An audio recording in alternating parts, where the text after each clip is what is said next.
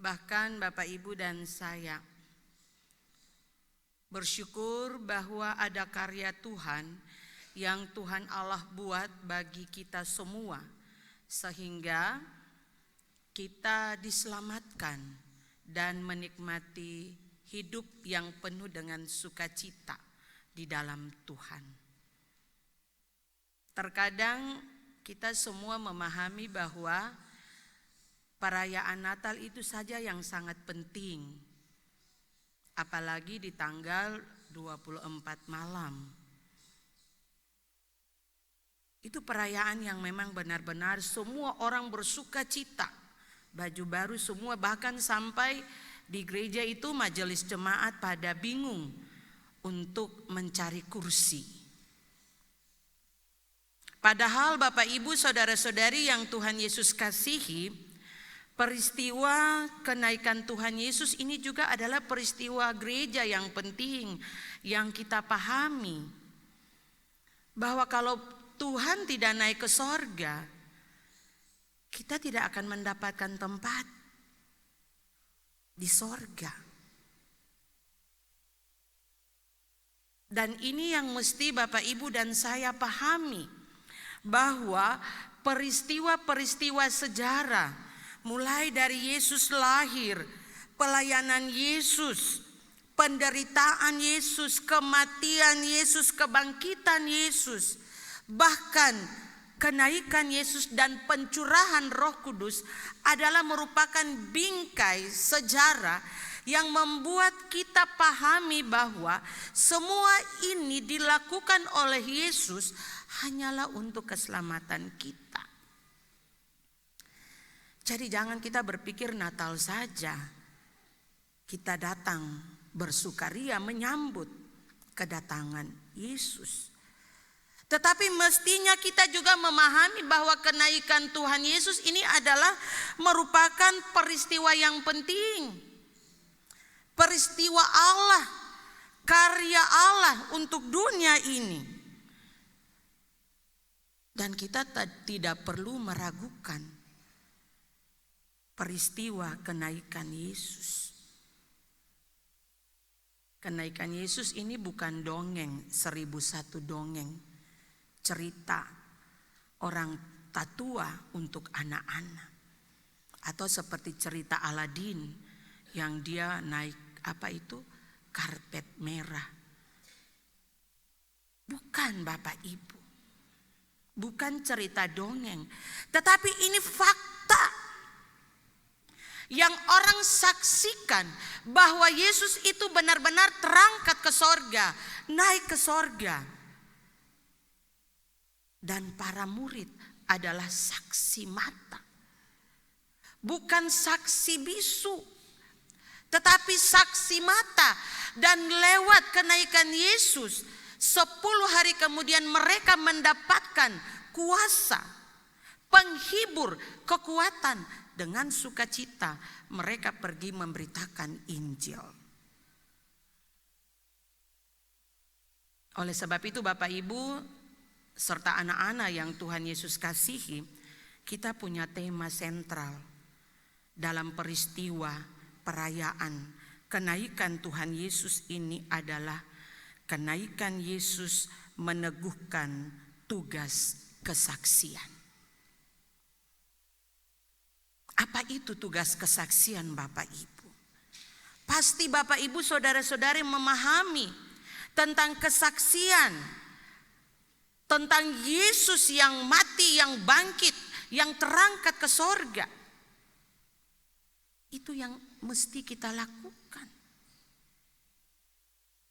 Kita harus bersaksi benar-benar siapa itu Yesus. Dan oleh sebab itu Bapak Ibu saudara-saudari, ketika dengan semangat kita memberitakan siapa itu Yesus, maka kita tetap punya keyakinan bahwa ada kekuatan. Ada kekuatan yang senantiasa menolong Bapak Ibu dan saya. Ada kekuatan yang memberikan kita untuk bagaimana kita berani bersuara, memberitakan Injil sama dengan para murid. Mereka tidak takut Bapak Ibu. Kalau Bapak Ibu membaca sejarah pekabaran Injil para rasul, itu sampai pada akhirnya mereka dibunuh. Petrus itu disalibkan terbalik.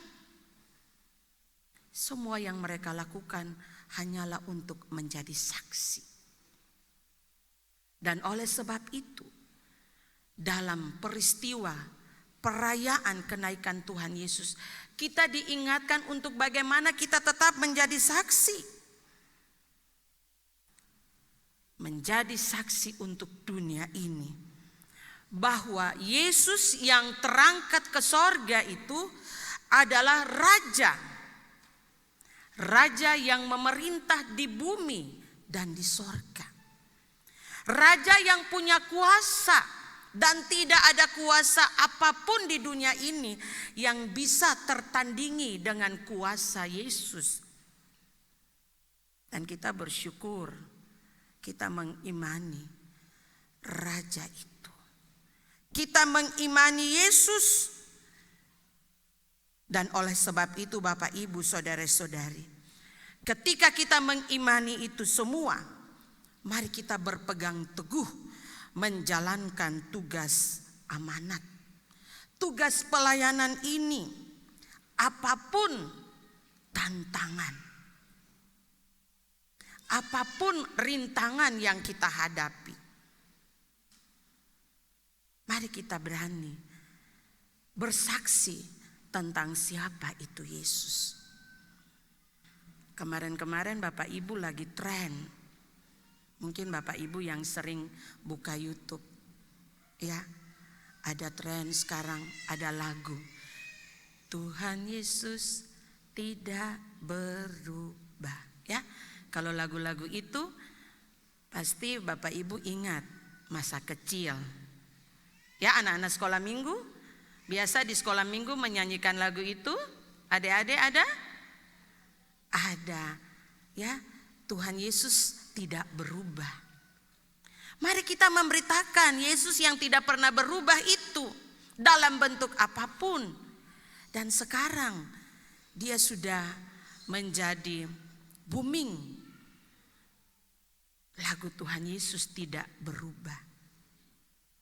Tidak pernah berubah sampai selama-lamanya. Yesus menjadi raja bukan saja di sorga tetapi di bumi.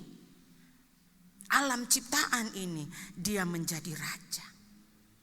Di sorga pun juga Yesus menjadi raja. Oleh sebab itu kita tidak perlu takut dalam memberitakan siapa itu Yesus yang sudah di sorga. Dan menyediakan tempat bagi Bapak Ibu dan saya, orang-orang yang percaya, orang-orang yang mengimani bahwa Yesus itu adalah juru selamat dunia ini. Dan mari kita pergi memberitakan bahwa juru selamat itu telah menyediakan tempat bagi kita. Jangan kita takut. Untuk apa Bapak Ibu dan Beta takut? Walaupun ketong difitnah dalam memberitakan Injil. Walaupun ketong dihadang. Walaupun Bapak Ibu dan Beta dihina. Diolok-olok, dicaci maki. Mari kita belajar dari apa yang Yesus lakukan. Ketika dia dihina, diolok, dicaci maki, Yesus berdoa. Bapak Ibu dan saya pun juga harus sama seperti itu. Mari kita berdoa, meminta kekuatan Tuhan untuk kita bisa menjalankan tugas kesaksian ini. Dan untuk menjalankan tugas ini, jangan patah semangat. Jangan loyo Bapak Ibu, tetapi mari kita dengan sukacita. Sama dengan bangsa Israel, sama dengan kelompok yang memimpin ibadah, melayani Tuhan di bait Allah, Bani Korah. Mereka melayani Tuhan, menyanyi sebagai pemimpin puji-pujian di bait Allah. Bacaan kita Mazmur 47 ayat 1 sampai dengan 10. Kelompok kecil ini mereka berani menyampaikan siapa itu Allah, siapa itu Raja yang telah naik ke sorga. Mereka bisa menyanyikan itu dengan sukacita. Walaupun mereka saat itu dikepung oleh tentara Asyur yang punya kekuatan yang dahsyat. Mereka tahu bahwa ada Tuhan yang akan menolong bangsa Israel. Dan ketika mereka datang kepada Tuhan, berserah kepada Tuhan, dan mereka ingin menjadi saksi untuk nama Tuhan, maka Tuhan pun bertindak menghancurkan, membunuh bangsa Asyur. Raja Sanherib itu dengan segala kekuatan kemiliterannya. Dan sebagai tanda sukacita, Bani Korah sesuai dengan bacaan firman di hari ini, mereka bernyanyi, mereka bersukacita, bahkan mereka menjadi saksi bahwa Allah yang mereka sembah itu adalah Allah yang senantiasa menolong mereka. Dan mereka menjadi saksi, mengungkapkan isi hati mereka itu lewat puji-pujian. Dalam ayatnya yang kedua dikatakan Bapak Ibu, hai segala bangsa, bertepuk tanganlah, aluk-alukanlah Allah dengan sorak-sorai. Pemazmur mau katakan bahwa dalam hidup ini mari kita tetap bersukacita. Kita harus bersorak-sorai, kita harus bertepuk tangan memuji Tuhan. Tapi terkadang Bapak Ibu, dalam kita punya kehidupan, kita sering tepuk tangan untuk orang-orang yang mungkin kita anggap dia hebat. Terkadang kita tepuk tangan itu kepada orang-orang yang menurut kita dia pandai berbicara. Dia hebat mengemukakan pendapatnya. Terkadang kita bertepuk tangan karena kita menganggap orang itu berhasil.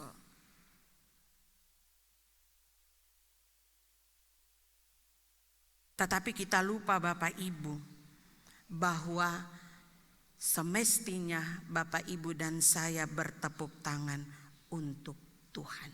Amin Bapak Ibu. Kita harus bertepuk tangan untuk Tuhan sama dengan Bani Korah ini. Mereka bernyanyi, angkat puji-pujian, bertepuk tangan untuk Tuhan. Karena Tuhan itu hebat. Tuhan itu dahsyat. Tuhan itu bisa merubah segala sesuatu yang menurut mereka tidak bisa, itu bisa terjadi.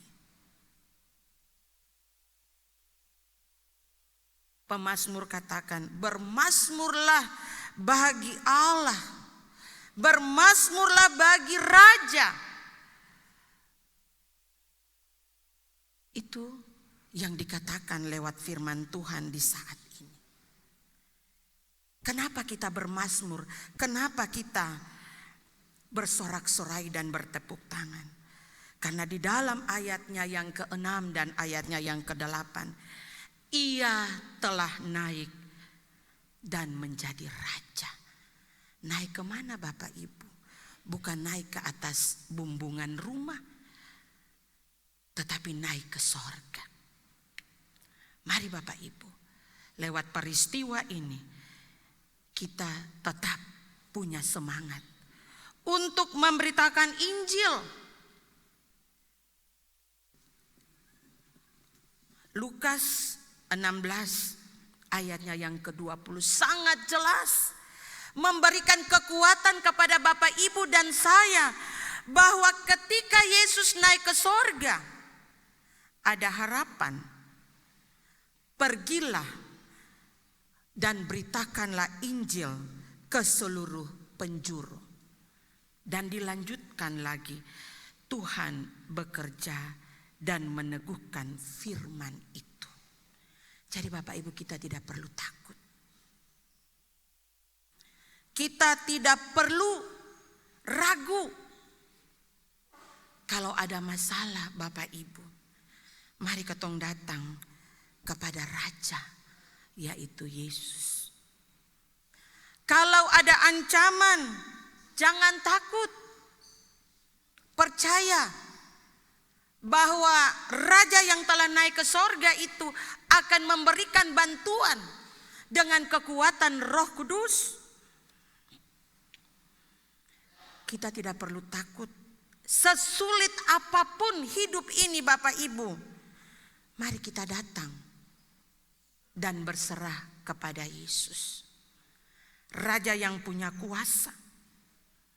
Raja yang telah naik ke sorga, menyediakan tempat bagi Bapak Ibu dan saya. Memberikan harapan bahwa iman yang Bapak Ibu dan saya imani saat ini tidak akan sia-sia. Asalkan Bapak Ibu kita mau memberitakan Injil sesuai dengan firman Tuhan di dalam ayatnya yang ke-20. Beritakanlah Injil. Karena disitulah ketika kita memberitakan Injil ada tanda-tanda yang Tuhan berikan. Tanda-tanda penyertaan. Makanya Bapak Ibu, kalau kita datang beribadah, kita dengar firman. Tapi kalau kita belum diberkati, percuma Bapak Ibu. Ada yang punya pandangan, ya, orang-orang Kristen modern saat ini berpikir begini. Yang penting Ibu Pendeta, kita dengar firman, kita kasih persembahan, kita pulang. Berkat itu tidak perlu. Pengutusan itu tidak perlu Bapak Ibu. Hari ini saya mau katakan untuk Bapak Ibu, kalau mau menjadi saksi, ada pengutusan, ada berkat, itulah merupakan tanda-tanda penyertaan Allah bagi Bapak Ibu dan saya. Makanya sebelum kita menyelesaikan ibadah, dimanapun Bapak Ibu dan saya lakukan ibadah, ada yang namanya berkat. Berkat itu adalah tanda penyertaan untuk Bapak Ibu dan saya menjalankan tugas pelayanan, menjalankan misi yang Tuhan berikan, memberitakan Injil dimanapun kita berada. Tuhan tolong kita semua.